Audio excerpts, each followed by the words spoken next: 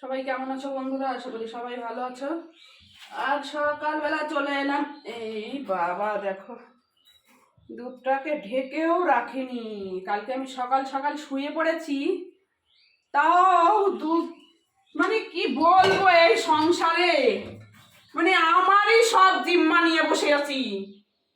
সবাই এখানকার কুটুম হয়ে সেজে থাকে, কুটুম।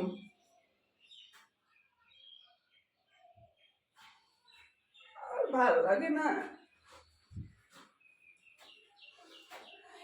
কিচ্ছু করতে আর ইচ্ছা করে না। এত খাটতে খাটতে জীবন গেল, আমার আর পারি না। আমি আর এত খাটা যায় না, সারাদিন একটু নিঃশ্বাস নিতে পারি না। আমি সারাটা